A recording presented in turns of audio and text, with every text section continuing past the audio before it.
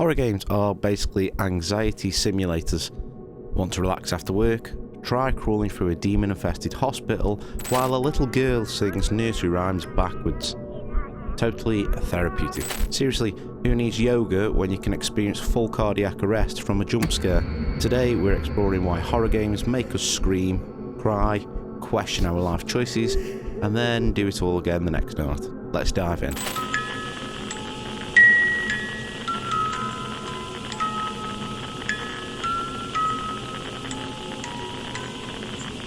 In horror games, you're not watching someone die horribly. You're actively participating in it. Congratulations, you're the main character. Too bad, you're also horribly underprepared, emotionally unstable, and somehow allergic to survival instincts. First-person horror is like strapping a haunted GoPro to your face. Oh, what's that? You heard something in the dark? Time to squint uselessly at the corner of your screen, like that's going to stop the demon chewing on your soul. And the sound design, immaculate. You hear one creak and suddenly you're trying to remember if you updated your will. Nope, we are rotating the entire game console into the bin. In horror games, you don't play as a soldier, you play as a character called Greg. Greg has asthma, a bad knee, and the reaction time of a dead squirrel. You ever tried hiding from a demon in a locker, holding your virtual breath whilst muttering, "Please go away, please go away"?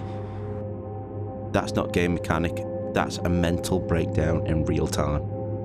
Outlast said, "Here's a camcorder. Good luck. Do you even know how little I trust a camcorder? I don't even trust my webcam when I'm alone. Now it's my only defense against a naked screaming psychopath with scissors." Fantastic. And in Alien Isolation, the alien hears everything. Cough, dead. Sprint, dead. Blink too loud, guess what? Still dead. The scariest thing in horror games isn't the monster, it's the anticipation of the monster. You see a hallway, there's blood, flickering lights, whispering, obvious danger. So naturally you walk in because you're stupid. In PT, you go in circles whilst the demon woman breathes on your neck and sometimes screams in your ear. Every time you turn around, you're like, well, time to ruin my trousers again. The beauty is, most of the time, nothing happens. And what makes it worse, it's like horror edging. Just fear foreplay until you snap. Suddenly, a door slams and you're out of here clutching your chest like you've seen your bank account. Psychological horror doesn't jump out and yell, "Boo." It whispers, "You're the real monster." And then it shows you flashbacks of your in-game trauma until you start questioning your actual childhood.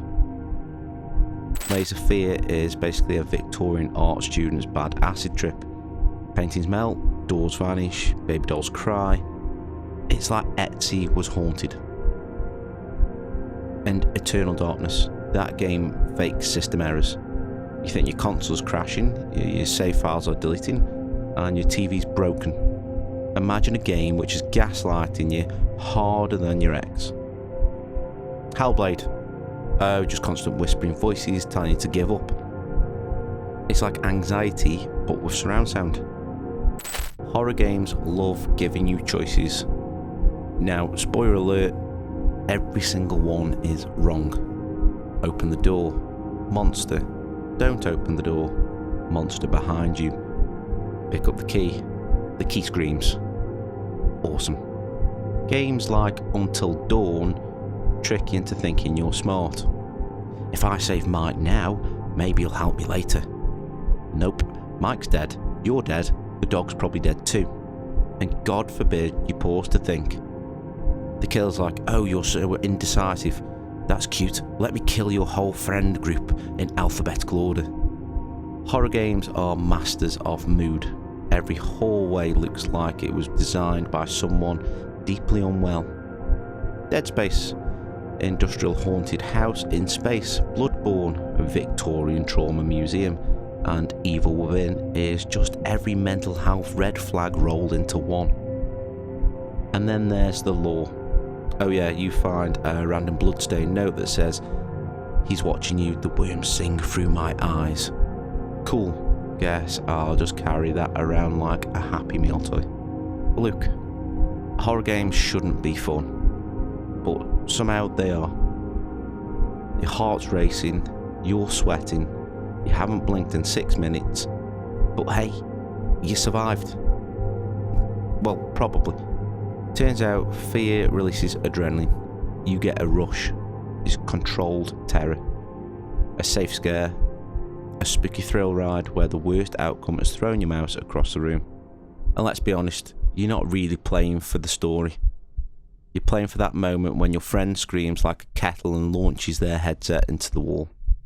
Horror games scare us because they trap us, trick us, and tear us down. But they also give us something real. Fear, tension, and a safe space to scream like a Victorian orphan in a thunderstorm.